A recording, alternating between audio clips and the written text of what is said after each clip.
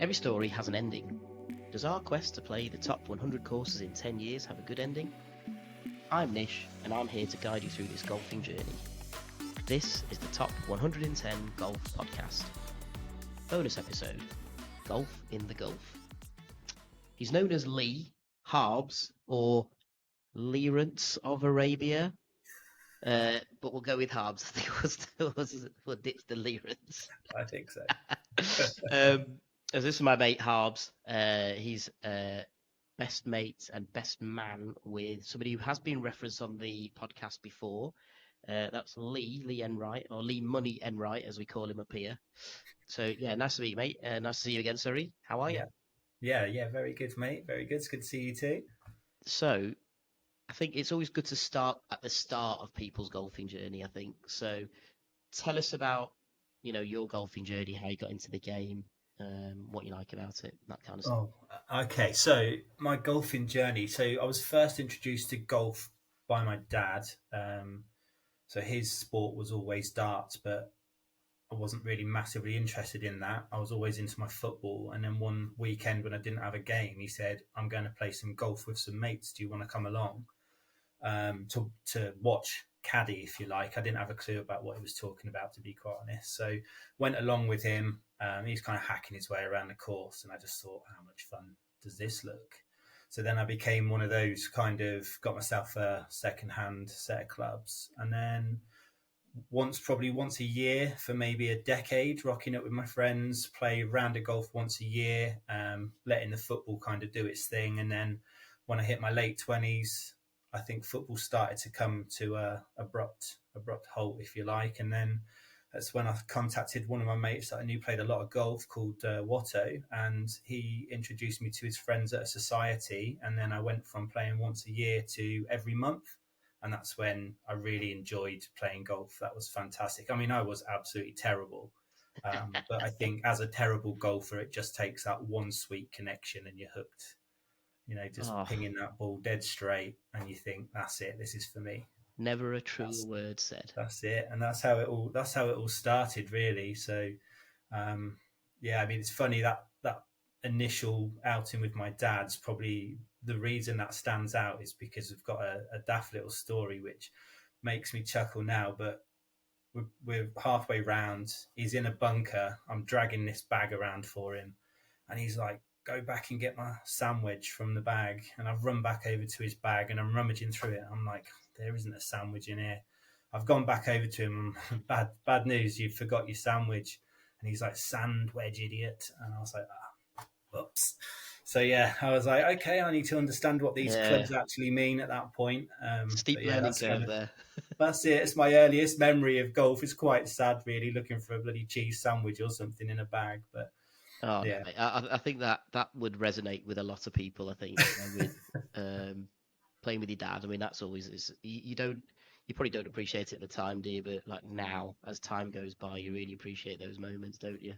That's it, mate. Yeah. I think in our lifetime, probably played like 2 rounds with my dad. I don't see a lot of him. He's in Cambridge. I'm over in Somerset now, so that sort of thing doesn't happen anymore. But I think he's always been into his darts, really focused on that side of things. So we never really had the opportunity. It was very rare outings for him. Now I love how you say darts wasn't my thing, and then over your left shoulder is a fully set up dartboard. LED lights, the lot. But it's not your game. It's fine. It's not. I know how to play it. It's if I could fit a pool table in here, I'd have one as well. Oh yes. Now we're talking man cave stuff. That's right. I was having a chat with a friend of mine that I play reasonably regularly with, another Chris K, and he messaged me today just going, "We're supposed to be playing sim golf tomorrow, but my son's not feeling well, so we can't. Feeding well, so we can't go." But I sort of messaged him saying, "Oh no, sorry mate, can't make it." And he went, "Oh right, well I'll do an hour anyway." And he was like, sent me this picture of an inflatable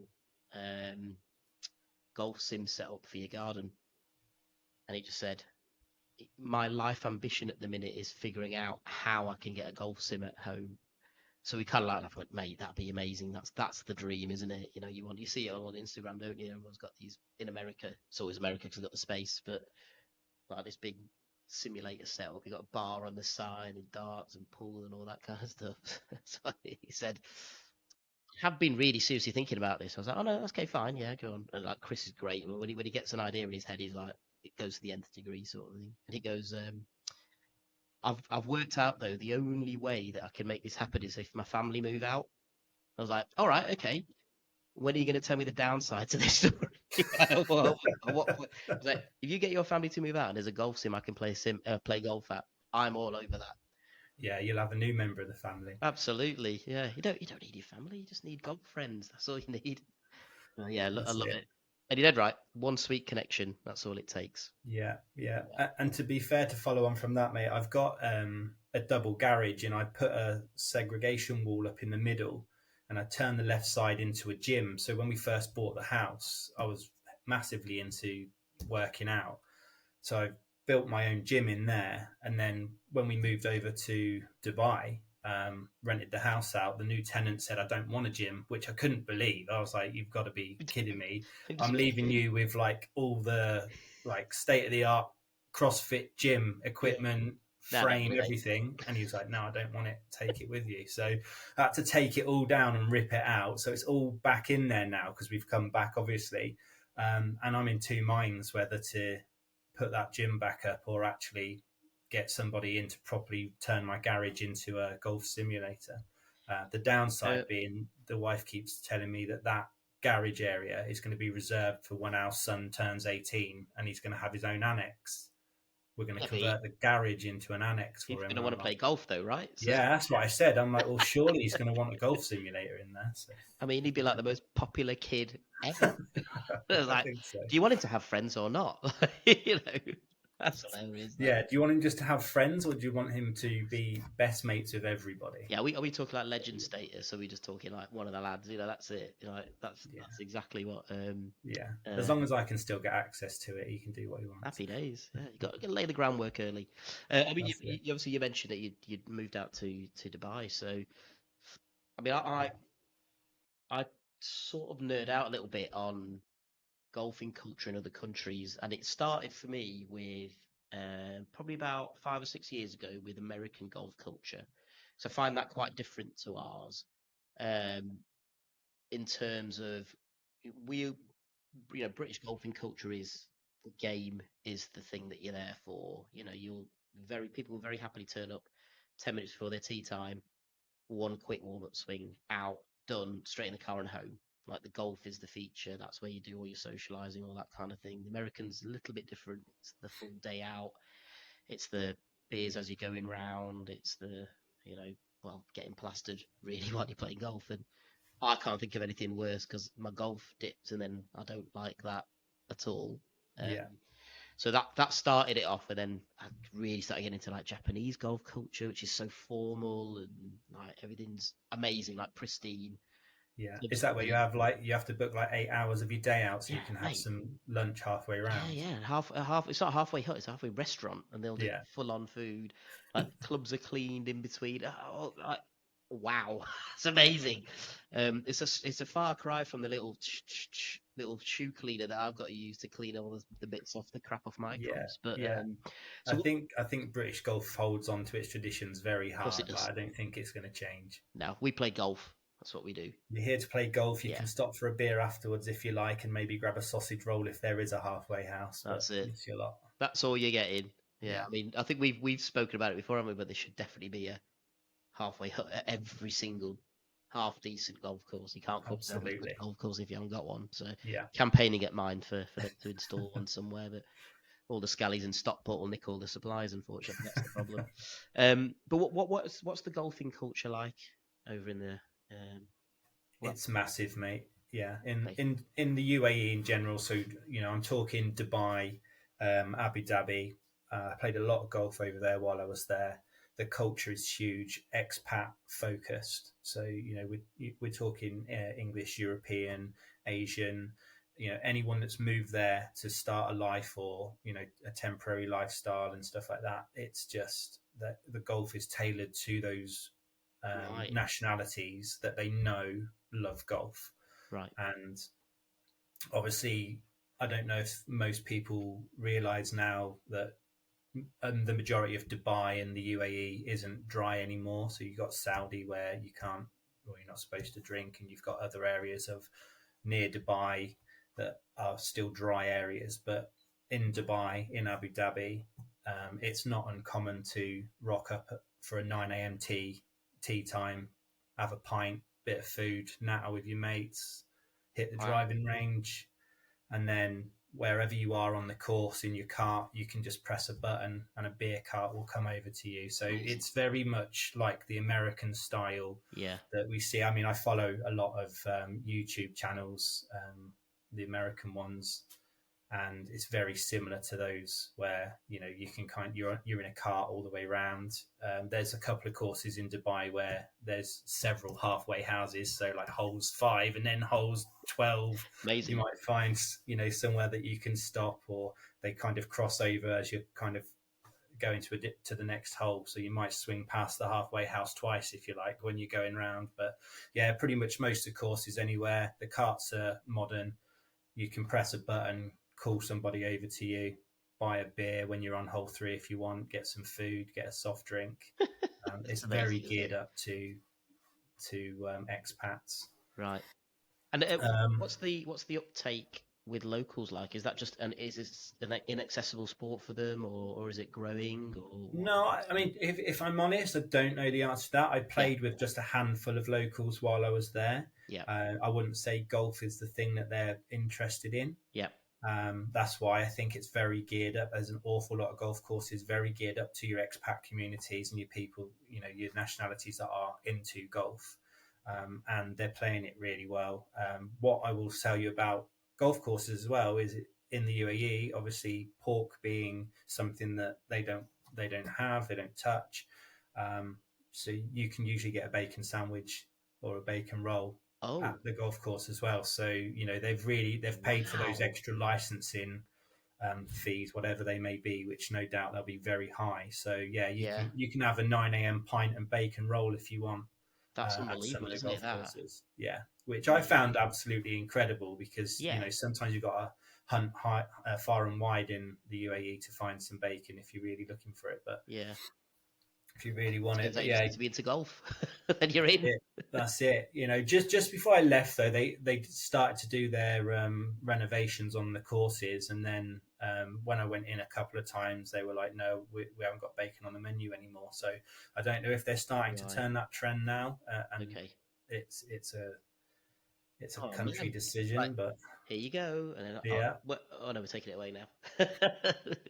I know we've got you here. We've got enough expats living here now. We're doing it now. We don't need to bribe you anyway. In any way, shape, or form. But the price of golf out there, because they know people are going to play it, you do pay quite a bit of money. So right now, it wouldn't be a shock to pay 1,000 to 1,200 dirhams for a round, which we're talking about 4.5 exchange rate dirhams to the pound. Oh right, okay. So quite tasty.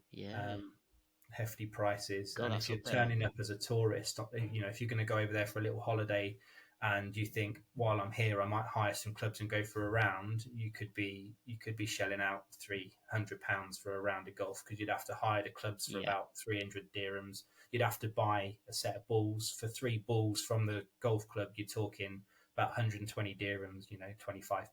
Wow, for 3 golf balls. It's crazy, mate. Oh my God. The prices are crazy. Wow. Yeah, the rate losing, mate. Very rarely are the courses not packed. So there's a lot of societies out there. What's the quality of the golf courses like? So some of the stuff I've seen is just unbelievable. Yeah, incredible. So I think when I look at the quality of the courses, how well they're maintained all year round. There are periods, obviously, where they've got to do maintenance. You have quite a brutal summer. So those brutal summers can obviously dry the ground out. They must get through an awful lot of water. And I'm also aware that some of the golf courses, they've actually flown the sand in from other countries, even though we're in the middle of the desert. Right. Because they wanted the top quality sand at their golf courses. So I'm sure people that have lived there longer than me can tell you some things that would probably raise your eyebrows a little bit more than that. But yeah, I mean, that for me was quite fascinating, that you're living in a desert and you fly sand in to fill your bunkers is quite Yeah, incredible. But it's an interesting one, isn't it? Because I think you're sort of seeing it. I mean, this is now moving away from golf a little bit, but you are seeing the whole kind of like, there's a lot of investment gone into getting the F1 to the Middle East. You've got obviously we had the Football World Cup in Qatar. It's kind of like, oh, let's well, it's badged anyway as let's grow the game in this area. But I mean, is it doing that? Is it that kind of thing, kind of impact? I mean, it may not be something you necessarily have experience of, but is it doing that, or is it just actually look, we've got the money to spend and we're just going to make top class facilities and people it's are going like to I come said, play? I think they're just aware that it's a sport that dominates English, European, American culture. It's something that an awful high percentage of people from the countries of people that actually move there to live actually play, and I think it just plays into their hands to keep everybody happy. What their intentions are, especially Dubai, is to keep growing. I think what they sitting around 3 million people now in Dubai, and I think the Right. intention is by the end of 2030 to have like 10 million people, and the infrastructure's loaded already. So yeah, it's they're growing deliberately, um, buying houses out there, all that sort of stuff. It's absolutely crazy. I mean, the prices of things are just eye watering. But it's not slowing down. It never slowed down for the entire time I was there. My wife's brother lives there. My brother-in-law has been there 16, 17 years, and he's watched it grow, from this little kind of area, Dubai, to what it is now, which is just absolutely massive. And now it seems that areas like Abu Dhabi are on the same path, the same trajectory, where they're becoming more popular. People are moving out there, getting jobs, buying property, and it looks like Abu Dhabi's starting to kind of move in the same direction. Right. And I think Uh, I think in Abu Dhabi, I think there's a course. They do the Hero Challenge there or something like that, or Hero yeah, or yeah, something. it's fantastic. I mean, Abu Dhabi Yas Links is That's the my one. Yeah. favourite course. Right. I absolutely love it. It reminds me a little bit of back home, but the quality of the course is just phenomenal. Um, have you played a links course? Yeah, played a couple. Unfortunately, played a couple now. It's a tough challenge you got. Yeah, so if you miss the fairway, you're normally in a spot of trouble, right? It's quite tough to play a links course from the rough. First of all, you're lucky if you find your ball, and then you're lucky if you don't break your club trying to hack it out of the rough because it's quite challenging. And that's exactly what Yas Links reminds me of. If you miss the fairway, you're going to land in the rough. You're going to be in quite a lot of trouble. Whereas And I think generally they're the pretty courses I in mean, Dubai, like, undulations and yeah, there's a lot. yeah, Yeah, rolling it's beautiful, fairways. absolutely stunning course. I think, like, kind of going back to the question you asked me earlier, what's the quality of the courses? I didn't plan a bad course the whole time I was there. You Wow. know, I, Yeah. I would rate every single course really high. If I was rating every course out of 10, every course would be between 7 and 9, I would say, for quality. Wowzer. Right. Okay. I love them all. I mean, my favourite course to play, I enjoyed the Trump and the Els. The Trump I thought was fantastic, the setup, the way it's run. You just drive up to the front entrance, they valet your car for you, they take your clubs, you just kind of go in, get yourself kind of prepped, pop your stuff in the locker, come out, your bag's on a buggy, and off you go. It's Yeah. fantastic setup, and the course is brilliant. And then the the Els course, we played that during Open Week. Right. So I played for a golf society called the British Dads Golf Society. Met some fantastic guys playing for that society, and we went to the Els Club during Open Week, and they'd actually cut the greens down to resemble the speed of the greens during Open Week. Amazing. And I've never ever in my life played on greens where you just do like a couple of inches backswing and hit the ball and it will roll 20 feet. It was just That's unbelievable, isn't it? unbelievable. But Yeah. that's probably the day I enjoyed the most playing there, was under such challenging conditions, and made you realize, playing on conditions like that, just how good these guys are at top level. When you get to finally play on a course and you realize this isn't even the standard they play at; it's slightly below it, but it's miles above where I would normally play. And it was just incredible. I mean, talk about trying to hold a green. I might as well have tried to walk the ball up and just drop it on there. Would have been my best bet. There was no chance, but yeah, loved It's it. magical though, isn't it? And I think that is a part of the game. I think you could just never experience, but that is a part of the game for me that's really appealing, and I don't think is replicated in any other sport where you can play exactly the same track that the professional is playing. Yeah, You can play exactly the same thing. You know, if you start playing off the championship tees, you're experiencing the whole thing exactly as they did. There's no difference apart yeah, from some pressure and whatever. But um, what other sport can you do that in? You can't do that in tennis. You're never getting, if you like tennis, you're never getting on centre court in Wimbledon unless you can be amazing. And even then, you could be amazing at tennis and never actually get to that. How many British players probably have never, made it onto the centre court? You're never going to get onto unless it's like some kind of charity thing or whatever. You're not going to get at Old Trafford or Wembley or whatever.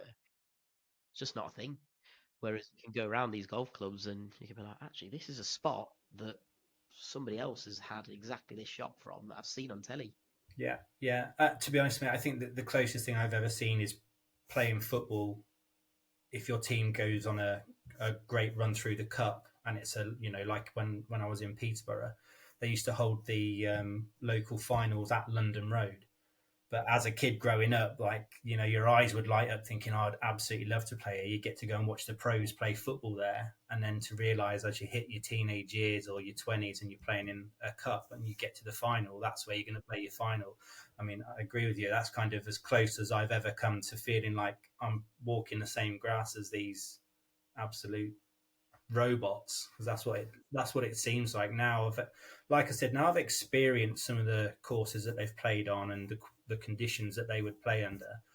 You just realise they are on a whole different planet when it Yeah, comes to how good they're they playing are. a totally different game to what you and I Yeah, are playing, aren't they? but it's fantastic to know that. Yeah, I've played it. I also followed them around, especially in the January one, Jumeirah Golf Estates at the Fire Course. I followed Rory round for a bit, but he had about 3,000 people just following him. So you kind of still looking from miles back. And then I got to watch a bit of Tommy Fleetwood and a couple of the other pros where the crowd doesn't, not so many people follow them around. So there was a couple of times when, I'm almost kind of touching distance away from them on the tee box before they go and play their shot. And to get to stand that close, watch the way they take their shot, look effortless, and the sound and the impact is just ridiculous. It's You cannot explain it to someone that hasn't experienced it. no, you know what? You're absolutely spot on. It's difficult to actually describe that feeling. I've been fortunate. I've been to a couple of Ryder Cups and same thing. The first time, and that was the first one I went to was Celtic Manor. So that was the first golf tournament I've ever been to, and it was it's amazing atmosphere. You're partisan because you're cheering for Europe, and then you're like, hang on a minute, those American like Phil Mickelson's just stood right next to me trying to play a flop out of this. Like, what's going on here? And I think that's the kind of you're right. Until you're there, they're just these superhuman people, aren't they? That you just see this highlight reel of That's it. stuff that they're playing, and then Yeah. stood next to you, and you're like, he's not even that big. Like he looks massive on TV, but he's my height. Like there's no difference. I could do that. Except for you can hit the ball an extra 100 Yeah, yards that's off the it. tee. Yeah. I could definitely do that. If I had Phil's training, I could definitely do. Actually, maybe I'm just left-handed. I've just never realised I've been playing the wrong way around the whole Who time. knows? I've got a couple of friends that have changed hands, and I'm like, how is that even possible? How do How you is that just possible? I switch can't hands? do that. That coordination doesn't work for me. No, I mean, I've got a couple of friends that are left-handers, and they play right-handed because that was the way the clubs were set up when they were kids. So they swung it that way, and they've always done it that way. So left-handed, left-footed, everything's left dominant, but they play golf right-handed. I'm like, that How does baffles that me. even? Yeah, Baffles me. too much talent sickens me. That. Yeah, and the other one that's I think comparable to that is the first time you go and see something like Formula One, and like the noise hits you, and that's Yeah, different now because they don't have that. But when McLaren did a big exhibition thing in Manchester once, and it was down Deansgate, big high buildings everywhere, and the first time you hear that car just rip past you, and it just your whole body shakes. And I'm like, Yeah, oh my god, I'm addicted to this. This is amazing. And then they yeah, got rid of those agreed. engines, so it was great. That's it. You know, you're hooked by then, aren't you? That's it. Well, I experienced it for the first time while I was living there as well. I went across to the Abu Dhabi Grand Prix, and it was just fantastic. I mean, getting to see the actual speed they move at. The cameras don't do things justice, do they? You kind of get so comfortable and used to the way things happen. You're like, oh, great. You know they're going fast, but until you actually see it, you're like, okay. It it was the same thing again when we went to watch when we did watch the Ryder Cup. You know, we were sitting in a grandstand, and you're at this green that they're playing these approach shots to, and you're like, he's hitting it. He's a mile away. He's going for the green here, isn't he? And like, I would not be going for the green there at all. And you're like, no, he is. He's going for the green, and you just see this ball flight, and it's just everybody's hitting the same flight, and it's just repeating, and then like it lands and it just sticks, and you're like, how has he just hit that club that far, and it's just landed softly and just plonk straight on the green? Like you're right. The TV will never ever do that justice. You need to get and watch Yeah. it live, don't you? Yeah, no, absolutely. And do you know something great? I mean, I've never really been into it until about 3-4 years ago, and I started watching a few things on YouTube, and I realized what a fantastic tool YouTube is to see things I wouldn't normally have seen. Social media in general is great for seeing things that you might want to watch or you have missed just recently.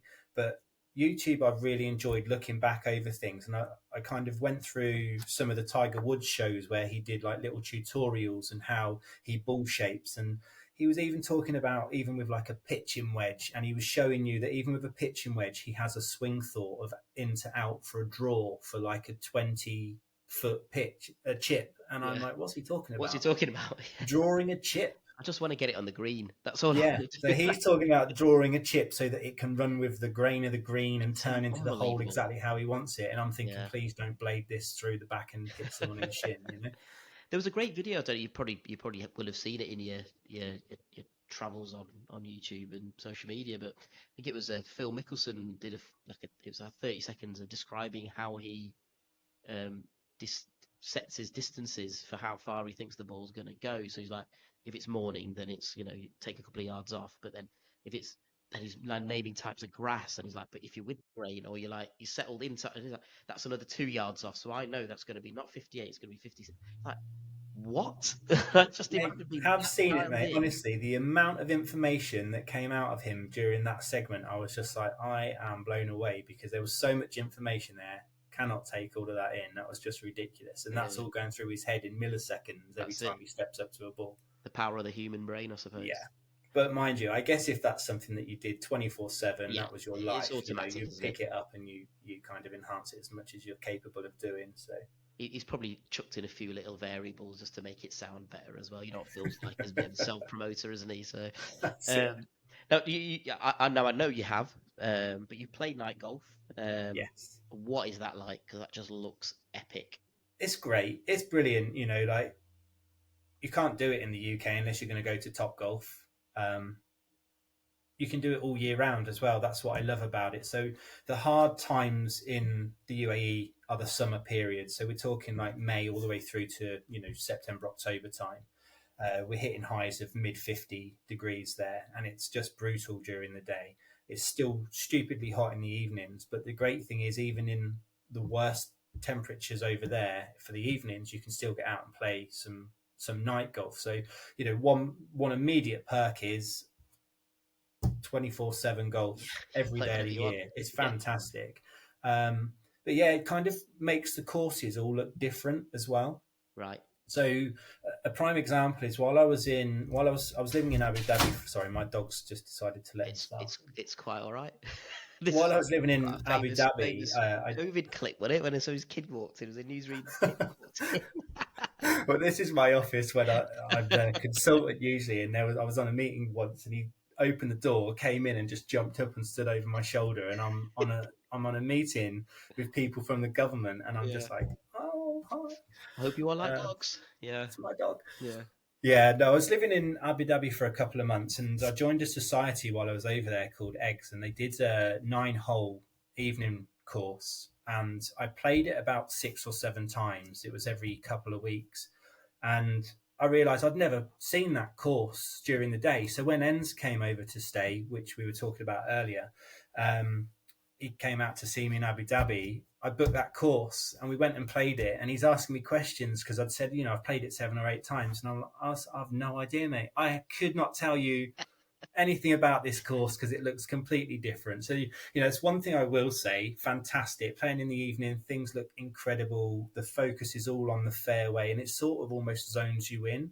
I think it really does kind of reduce everything in your peripheral when you're playing night golf as well, because everything's so dark outside of where you're hitting the ball. The lights are all so focused down that it's lit up like a runway, and it's just fantastic. It looks stunning. But yeah, it can make it feel like a completely different course. So that's a bonus if you ask me. Playing the same course twice and it feels like you've played 2 different courses. Absolutely, yeah. I think there's something I saw. We're going up to play Trump International sometimes towards the tail end of the year. They do up in Aberdeen. They do 5 holes of night golf. So I think they're selling a couple of packages at the end of January, as it happens. Okay. So you get like a neon ball, and they've got like these light sticks, and the greens are lit up and the fairways are lit up, but everything else is. Which again, I suppose you get to a links course like that, and they're pretty brutal. If you can't see the rough, then it's there, so it's all fine. So it's just gone into the abyss. Might fix any slice issues you've got. Yeah. So if you can just see, that's it. I mean, there's a lot to be said for that. Right? Yeah. Get everything out, cancel all the noise, but yeah, I'd love to do that. It looks like an amazing experience. Yeah, I mean, don't get me wrong. I lost my fair share of golf balls like I do on any round, but it didn't make me invincible. But I do genuinely think it helps you kind of focus in on where your target lines are. Yeah, I suppose so. What do you think your most memorable experience has been of playing golf in the Middle East? I mean, the first time I played out there, I played the Earth course at Jumeirah Golf Estates. Went along with my brother-in-law. He did it as a bit of a kind of surprise welcome to Dubai kind of thing. Lasted 7 holes before he got bored and drove off and started drinking on his own at the bar. Left me to it. But I ended up going round on that course with a Swedish chap, and he was telling me about the properties he owned around the golf course, and he's a full-time member. And, the realisation of how much it would cost you to be a member of a course like this is ridiculous money we're talking, and here I am in the middle of it having a round of golf with a bloke I don't know, and I'm happy as Larry.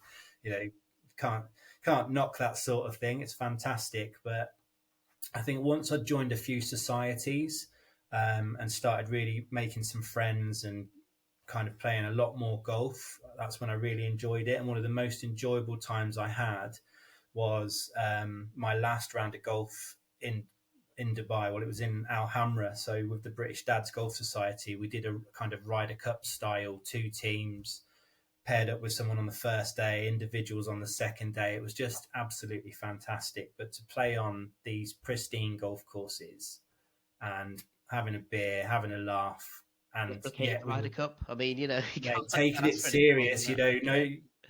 The captains certainly didn't want to lose, so they were trying to put their best teams out, and that's amazing. It's fantastic. And the handicap system helps. Everybody in the society all has to log their scores through the same tool. So once you've kind of committed, you tell them what your handicap is. You have to send a screenshot as proof of what your handicap is, and it really does help kind of make it an even playing field. And then it's just fantastic fun. A couple of days, couple of nights. The evenings were great fun as well. And then such a social sport, isn't it? That's it. It's just brilliant. Absolutely brilliant. Yeah, great. We sort of very seriously got back into it post COVID, because it was one of the first things you could do, go out and have a round of golf, and I just found it was amazing for my mental health. You're out in the fresh air with a pal, 2 pals, 3 pals. At that time, you hadn't seen anybody for ages as well. You hadn't gone and done anything with anybody, and it was like, this is amazing. And kind of keeping up, then making a promise to keep up and try and play every week was it was like, actually, this doesn't feel like hard work now. This feels like the thing I need to do. Yeah, great. I think it just keeps on giving, I think. Yeah, absolutely agree. To be honest, mate, before COVID, I didn't play an awful lot. I played a lot more than when I was younger. Probably talking about 5-6 times a year I'd upgraded to, but that was about as much as it got. And then we had lockdown, and then my wife said, as football's a no-go zone now, you're too old. Why don't you play golf? So she encouraged me to get a membership at a course called the Isle of Wedmore down here in Somerset. Beautiful course. I said, go for it. So got the membership, and then started competing in a few competitions, and that took my golf game to kind of the next level, if you like. I went from pottering around shooting 110, 120, not really knowing what I was doing, to playing more regularly, and started to rapidly get better. Got my game down to around the 100 mark, and then started to get some lessons, and that's how my golf grew. Went from there. Really enjoyed it. Yeah, and then it just started slowly coming down. Try and convince Sophie to play golf, or is that not thing? That's a sore one, mate. That is. So I've always thought to myself, I could play a bit more golf if she was interested in the sport. Yeah. She's never been interested. Right. So I thought, I'm going to go for it. So for her birthday about 3 years ago, I made the mistake of buying and wrapping a new golf bag, clubs, glove, the whole kit and caboodle. And as she's opening that's not a mean task, by the way. It's a bloody hard thing to wrap up a set of golf clubs. Yeah, well, so it's all there. She's got it, and I think she's got an idea that she knows what she's got for her birthday. And as she's opening it, she went, "Oh, good, a golf bag. Oh, good, golf clubs." And she's sort of looking at me as if to say, "Is this real?" And I'm like, "Yeah, it's going to be great. We can go out, play golf together. It'll be brilliant, blah, blah, blah." We did go out and play a couple of rounds. I even bought her some lessons as well, which I think she went for one. But we went and played a round together, and she's not terrible. She's got a bit of a hockey swing, so she can hit the ball.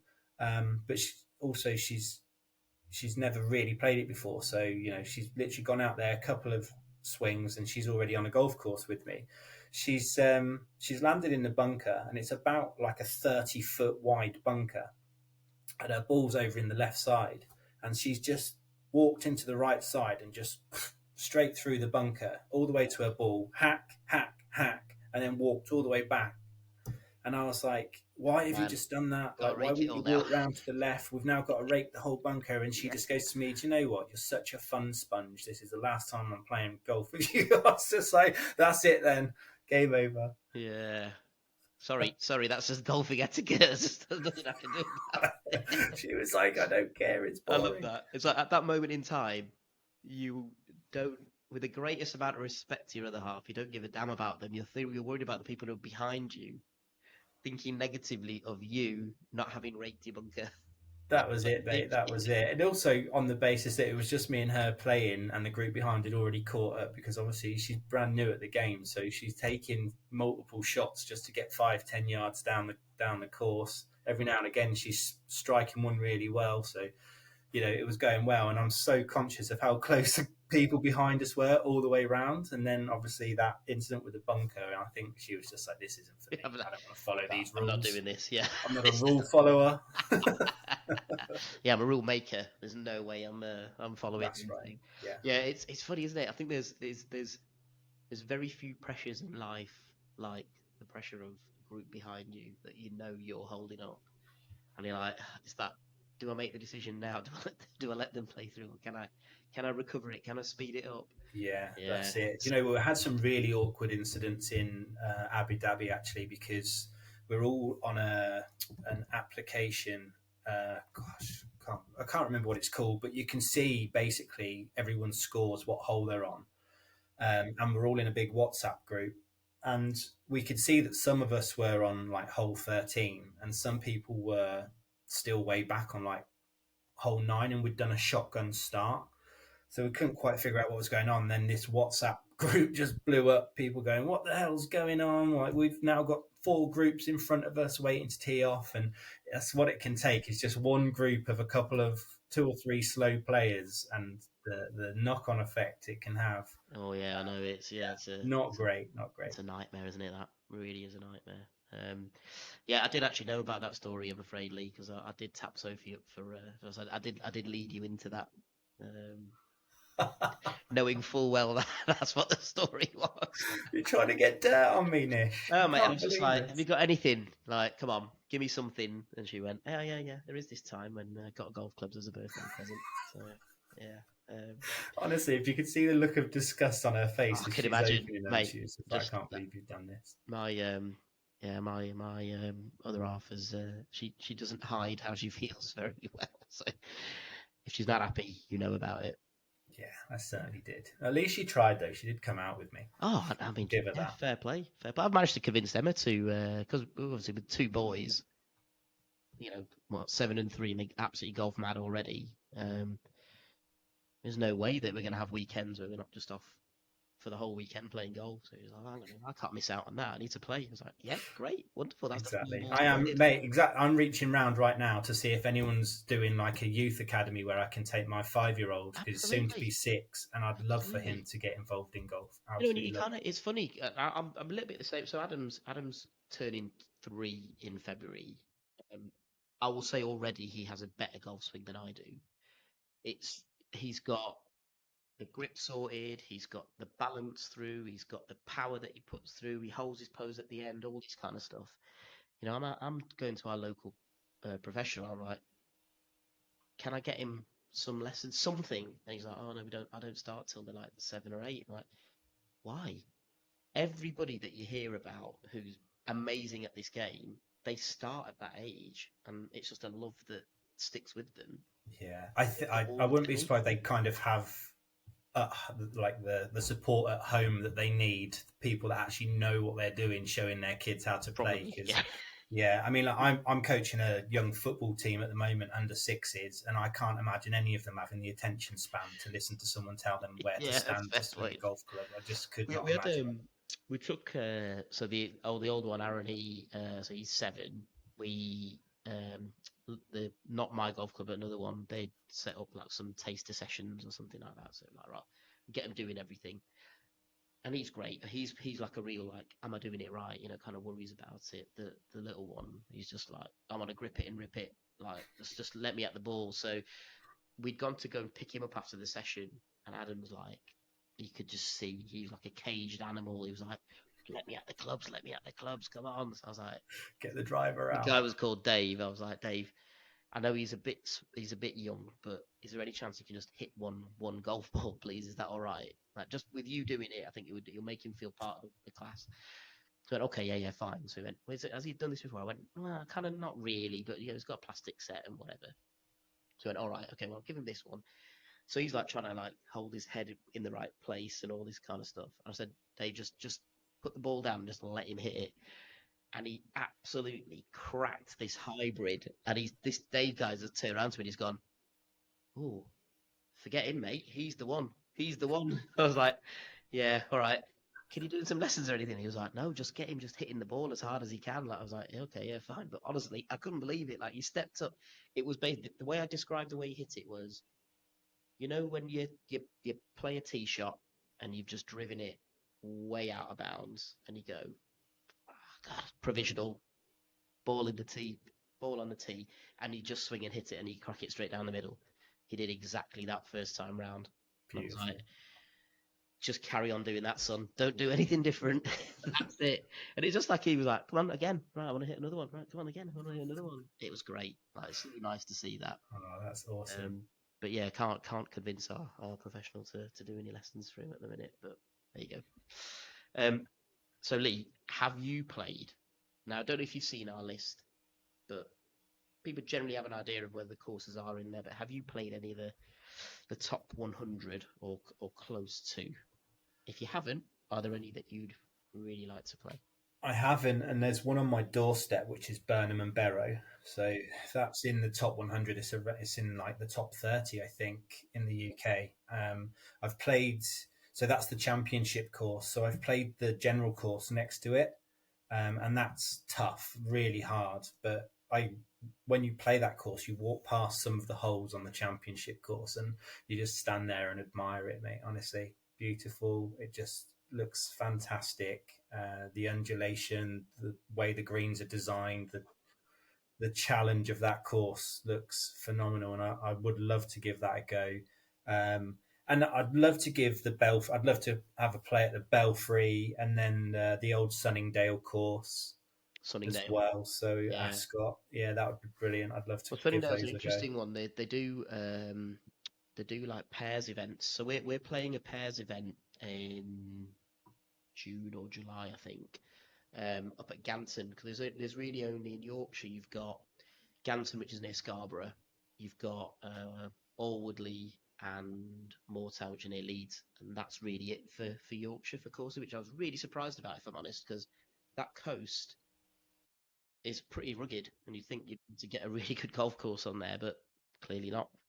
Um, but they do these pairs events, and they do Sunningdale quite a lot as a double, old and new. So yeah, I mean, I imagine Sunningdale, that's the way we're going to end up playing it because it makes it A, reasonable to play. So and B, there'll be other people who are going to be like us. They just turn up and like, can't believe I'm playing Sunningdale, that kind of thing. So you're not too out of place then. But yeah, we'll let you know when we're playing there, mate. That'd be Be great awesome. too. Great to do. Yeah. I know obviously you yourself have been documenting your own golfing journey because you're on a bit of a quest to kind of get your handicap down. So That's it. how did the idea come about and how are you getting on?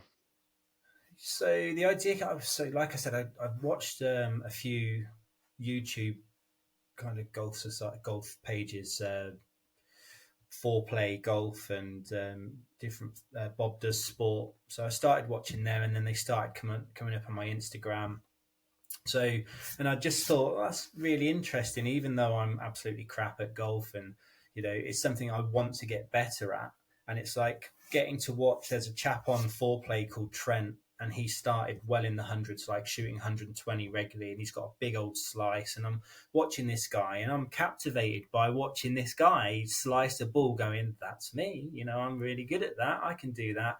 And I can just see as well that the fact that they record it, document it. They've turned theirs into proper videos. They've got a proper crew following them around and stuff. But I thought, I can see this guy getting progressively better, and clearly the drive to do that is he knows people are watching him. There's an accountability there, and it kind of made me want to give it a try. So I set up Harb7 Golf on Instagram, And and that's your yeah, handle, is it? That's your yeah. yeah, that's the handle, Harb7 Golf. And yeah, fair while back now. I've not put a massive amount of content on it just recently. I've obviously been transitioning back from Dubai to the UK. The whole job hunt's ongoing and bits like that. But we'll play as much golf as possible. I've got a round of golf this Sunday actually with my friend Michael, so we're going to be going having a round Sunday, and I'll get a few clips on. The last time I played with him and we played at the course we're going to, he actually hit it into somebody's house twice, or in their back garden, and there was a caravan there, and the second time he managed to hit the caravan, which was really impressive. It's actually on my page. It's quite entertaining. How To do you be do fair, that twice? Yeah. yeah. Two big pulls as well, quite bad. He was like, he even said in the clip, I think I need to get some lessons. I was like, yeah, I think so too. But yeah, so started documenting it, mate, set that page up, and then it really spurred me on to get the lessons and start training. I started to put a bit of my lesson clips on there and started to show some of the swing detail and what I was working on with the coach Liam from the Isle of Wedmore. And I also had another coach called Lee Caulfield, who was at Burnham and Barrow, which is where one of the top 100 courses is.